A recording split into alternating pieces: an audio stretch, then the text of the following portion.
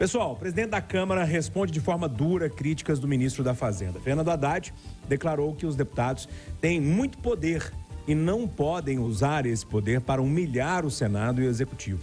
Em uma série de postagens no perfil no Twitter, Lira, que é o presidente da Câmara, declarou, sem citar Haddad, que, abre aspas para o presidente da Câmara, manifestações enviesadas e descontextualizadas não contribuem no processo de diálogo e construção de pontos tão necessários para que o país avance. Eduardo Costa, a fala de Fernando Haddad foi dada a um podcast do jornalista Reinaldo Azevedo e caiu como uma bomba na presidência da Casa da Câmara Federal, que rebateu de pronto as falas de Haddad. Bom dia para você. Bom dia para todo mundo e bom feriado, onde é feriado, por causa de BH. Ô, Júnior. Passatempo também. Passatempo também? Então são as duas cidades mais importantes do Brasil, do mundo. Ô, Júnior, ao homem público é cada vez mais proibido falar o que sente, ainda que seja verdade. Recentemente, o Zema foi metralhado e vai pagar caro por muito tempo pela frase que disse, defendendo o consórcio Sul-Sudeste para fazer frente ao consórcio do Nordeste.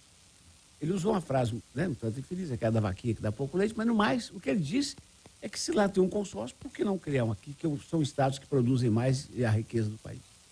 Agora, o Haddad falou o quê? O que nós todos estamos percebendo. A Câmara só vota quando quer e dependendo do que é entregue. Um dia 5 bi, no outro dia mais 2 bi, no outro dia mais 2 ministérios.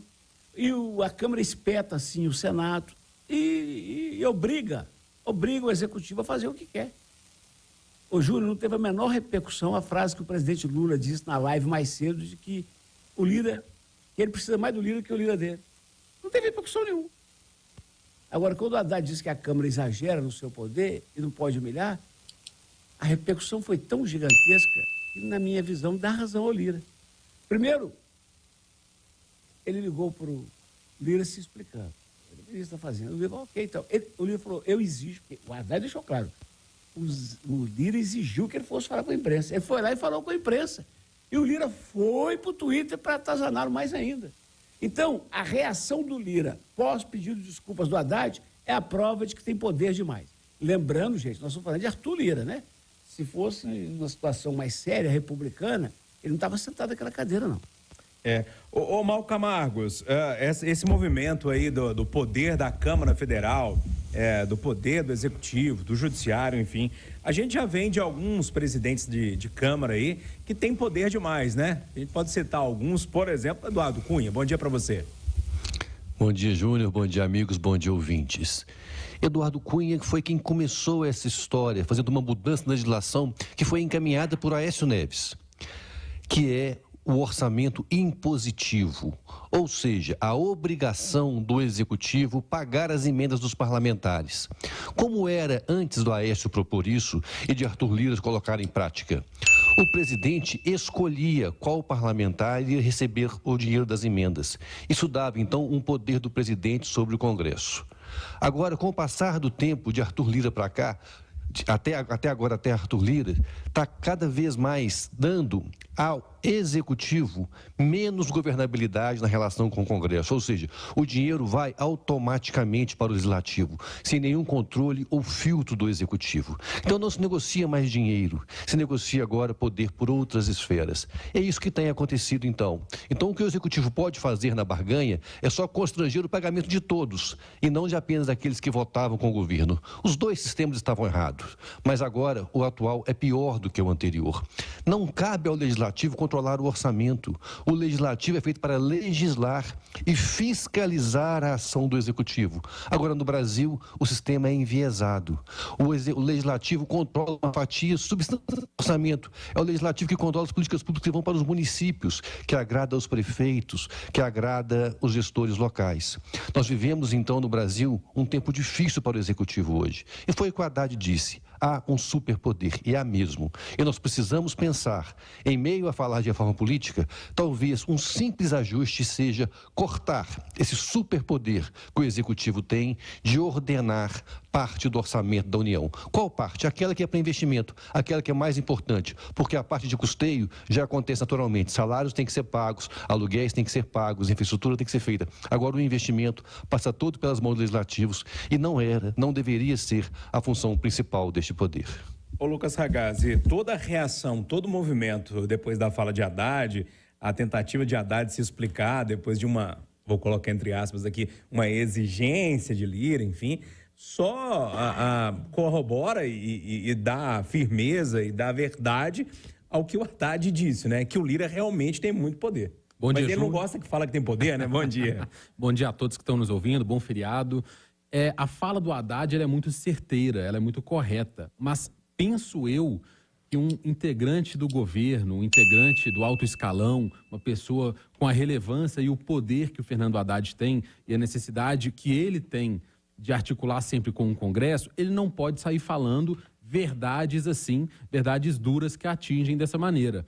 O Arthur Lira, todo dia quando ele acorda, ele deve ajoelhar e rezar para Nossa Senhora de Boa Viagem por uma crise com o governo. Que aí o preço aumenta, aí é mais faca no pescoço, aí encarece ainda mais pautar projetos importantes para o Brasil, projetos estratégicos para o governo, fica mais caro, pede mais emenda. Então tem que ter um cuidado no trato com o Congresso, ainda mais quando a gente está falando, está tratando ali de pessoas muito habilidosas, vou usar a palavra habilidosa para ser cínico, como o Arthur Lira. Então, assim, é uma situação que o Fernando Haddad errou. Ele tem que entender que não dá para sair falando o que ele quiser, que vai ter uma reação como essa que o Lira está tendo agora. Como que vai conter o ânimo do Lira depois de uma fala dessa? Pode ter certeza que é com mais espaço no governo. O Marcelo da Fonseca, que Ragazzi está dizendo aqui que Lira fica ali na espreita, esperando alguém vacilar, como o Haddad vacila muito, o próprio presidente Lula vira e mexe, solta uma palavra atravessada, para já fazer daquilo um trampolim de uma crise para que os interesses sejam atendidos, né? Bom dia para você. É o cálculo político. Bom dia, Júnior, bom dia aos amigos do Conversa, bom dia a todos os ouvintes. Esse episódio mostra quem hoje manda no Brasil, né? De forma bem simples, assim, quem hoje controla, né? Não só o orçamento, mas também o tom de como que os debates públicos são, a velocidade que os debates públicos, os projetos vão, né? A gente já pode falar quase num semipresidencialismo ali, né? Uma força do Congresso muito grande, né? O Lira é quase um primeiro-ministro hoje. E isso fica bem marcado, né? Porque o governo precisa da Câmara nessa semana para votar o novo arcabouço fiscal, que é o projeto mais importante, talvez, aí do Haddad, depois da reforma tributária. E sem o Lira, esse projeto não é votado. Aquele movimento que aconteceu ontem não deve ter nada a ver com essa fala, não, né? Tem uma questão mais a ver com os líderes, ou você acredita que pode ter algum resquício? Olha que engraçado, o governo anunciou um programa trilionário, né? 1,7 trilhão. Só que para saber se esse dinheiro vai poder ser gasto, ele precisa do Congresso. Né? Ele precisa que o Lira e os líderes lá da Câmara aprovem esse novo arcabouço fiscal para saber quanto que vai ter de dinheiro para gastar no ano que vem, né? Porque anunciar a obra é muito fácil, mas sem ter dinheiro, sem ter garantia de dinheiro, não tem muito como. Então o Lira aproveita essa situação, né? Que o governo federal, que o presidente Lula, que o ministro Haddad estão dependentes totalmente da Câmara, e aí dá uma cacetada dessa. Agora olha que episódio, né, Júnior? O Haddad foi quase constrangido a pedir desculpa, né? Ele dá uma declaração, ele faz uma fala que nem foi tão agressiva. Eu acho que ele errou também, né? Ele não precisa colocar essas verdades. Mas nem foi tão agressivo, ele não fez nenhuma crítica tão dura ao Lira. Falou que o Lira tem muito poder e que a Câmara, às vezes, tem extrapolado. E aí, nos momentos seguintes, ele é quase que constrangido a chamar uma coletiva para pedir desculpa. Quase não, recebeu uma ordem. Constrangido, né? Chamar uma coletiva, ligar para o presidente da Câmara. Quer dizer, esse episódio mostra quem manda. Esse episódio me lembrou até um caso lá no governo Dilma, do Cid Gomes. Não sei se vocês vão lembrar que o Cid Gomes foi na Câmara e falou que são 300 achacadores. No mesmo momento, Eduardo Cunha ligou para a Dilma e falou: demita seu ministro. O que a Dilma fez? Demitiu o ministro dela, e a partir dali ela começou a perder cada vez mais poder. Ô Júnior, 15 anos atrás, 20 anos atrás, quando eu ouvia falar, porque todo mundo sabe que minha relação com o Congresso Nacional é muito distante, né? Não conheço os bastidores. Mas eu ouvia falar nos próceres, os grandes parlamentares, né? Aquele lá do Pedro Simão, do Rio Grande do Sul. esses grandes caras. E Eduardo Suplicy, essa turma, e via, eles chamavam grosso, tipo 350, 400, de baixo clero. O Eduardo Cunha ensinou ao baixo clero a sua força. Falou, é só a gente ficar junto que a gente achaca o governo e a gente fica debaixo de um calado. Eu represento vocês, eu achaco os seus nomes. E a gente consegue o que quiser para reeleger os nossos filhos, os nossos netos, os nossos bisnetos. Então, o que está aí hoje, Júnior, é para durar 100 anos. Porque como é que vai fazer uma reforma política? Quem vai aprovar? E, Eduardo, isso não é uma coisa de um governo de esquerda ou de direita, né? Não. A gente precisa lembrar que o Bolsonaro também, o governo Bolsonaro passou muito aperto com o próprio Lira, né? Que mandava e desmandava no governo Bolsonaro. Você lembra que ele falou, eu vou governar com as bancadas da bala, da Bíblia e da bola? E do boi. Do boi. Ele quis peitar. A Dilma tentou, tiraram. O Collor tentou, tiraram. E o Bolsonaro voltou atrás antes de tirar.